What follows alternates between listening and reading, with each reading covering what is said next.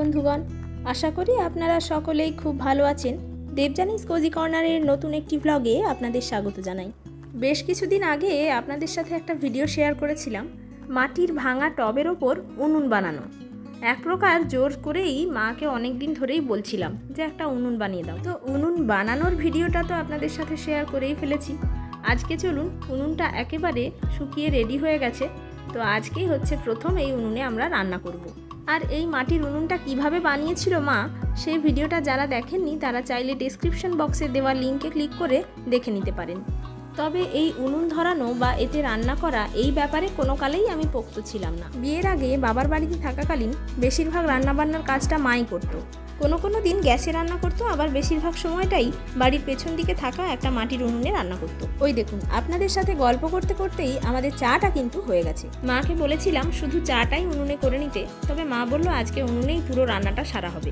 যাই হোক, আজকে চাটা কিন্তু দারুণ ছিল, বেশ একটা ধোঁয়াটে ফ্লেভারও অ্যাড হয়ে গিয়েছিল। উনুনে রান্না করলে ঠিক যেমন গ্যাস সাশ্রয় করা যায়, ঠিক তেমন উনুনে রান্না করার অনেকগুলো অসুবিধেও আছে। প্রথমত, যে পাত্র দিয়েই আপনি উনুনে রান্না করুন না কেন সেটায় কালো শীষ ধরে যায়। তাই সেটা থেকে বাঁচার উপায় হলো যে জিনিসটা মানে হাঁড়ি বা কড়াই যাই আপনি ইউজ করুন না কেন উনুনে রান্নার জন্য, তার নিচটা এইভাবে কাদামাটি মাখিয়ে নিতে হবে, তাহলে কালোটা আর ধরবে না।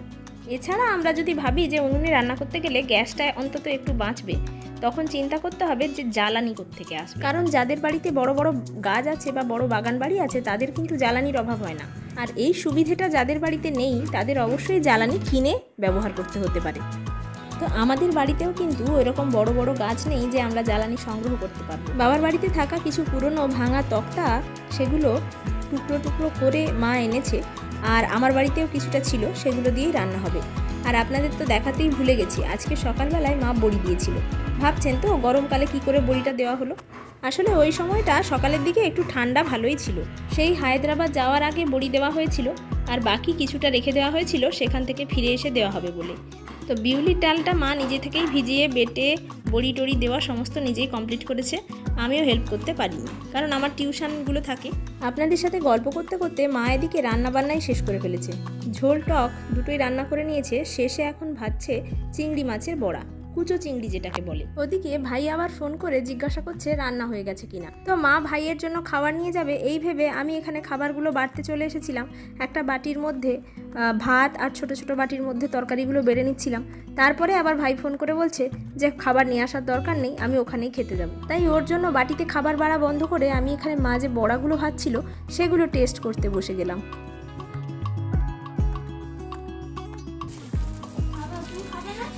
আমি এলে খাবো।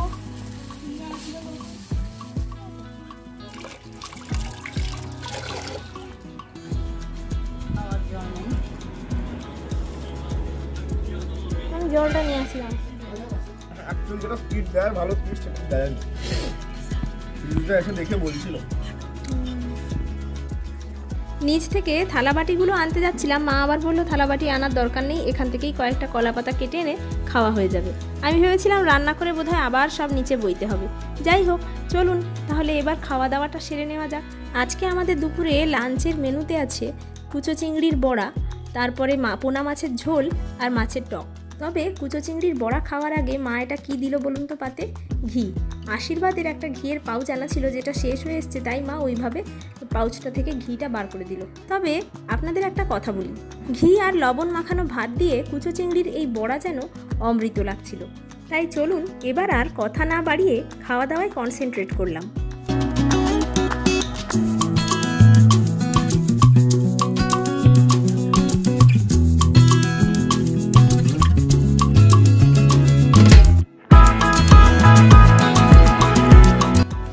ভাই ততক্ষণে খাওয়া দাওয়া শেষ করে উঠে গেছে, আর আমাদেরও খাওয়া দাওয়া প্রায় শেষের দিকে। আর এর মধ্যে সোমকে দেখুন আগেই টক থেকে নিজের জন্য একটা আমচুর তুলে রেখেছে। আসলে টক খেতে ও খুবই ভালোবাসে, বিশেষ করে টকে যদি আলু দেওয়া হয় তাহলে তো কোনো কথাই নেই। টকের 2 পিস আলু আর একটুখানি জুস হলেই ওর অনেকটা ভাত খাওয়া হয়ে যায়। যাই হোক, চলুন এবার আমাদের খাওয়া দাওয়া তো একেবারে শেষের পথে। একটু লবণ দিয়ে টকটা মেখে না খেলে আমার ঠিক শান্তি হয় না, তাই লবণ দিয়েই টকটা মেখে খাচ্ছি। চলুন তাহলে আজকের ভিডিওটা এখানেই শেষ করছি। খুব শিগগির দেখা হচ্ছে নতুন একটা ভিডিও নিয়ে। আপনারা চাইলে আমাকে ফেসবুক আর ইনস্টাগ্রামেও ফলো করতে পারেন, আইডিগুলো ডেসক্রিপশন বক্সে দেওয়া রইল। আর আপনারা যারা আমার চ্যানেলে নতুন তাদের জন্য অনুরোধ রইল দেবযানীস কোজি কর্নার ইউটিউব চ্যানেলটিকে সাবস্ক্রাইব করে রাখার জন্য, যাতে করে আমার প্রত্যেকটা ভিডিও আপনারা দেখতে পারেন। আর আজকের ভিডিওটা আপনাদের ভালো লেগে থাকলে প্লিজ ভিডিওটাতে একটা লাইক, কমেন্ট আর শেয়ার করে সাপোর্ট করবেন। আমার ছাদে এতগুলো ফুলের গাছ থাকার জন্য বেশ 2-4 দিন অন্তরই ছাদটা ঝাড় দিয়ে পরিষ্কার করতে হয়, তা না হলে এই টবের নিচ থেকে বের হওয়া মাটি, বালি আর গাছের শুকনো পাতা, ফুল পড়ে ছাদটা নোংরা লাগে দেখতে। তাই আজকে খাওয়া দাওয়ার পরে একটু সময় নিয়ে ছাদটা পরিষ্কার করেছি। পরিষ্কার করার পরে ছাদটা কত সুন্দর লাগছে দেখুন। যাই হোক, চলুন তবে আজকের ভিডিওটা এখানেই শেষ করে নিচ্ছি। খুব শিগগির দেখা হচ্ছে নতুন একটা ভিডিও নিয়ে। ততক্ষণ আপনারা সকলেই ভালো থাকবেন, সুস্থ থাকবেন, সাবধানে থাকবেন। ধন্যবাদ।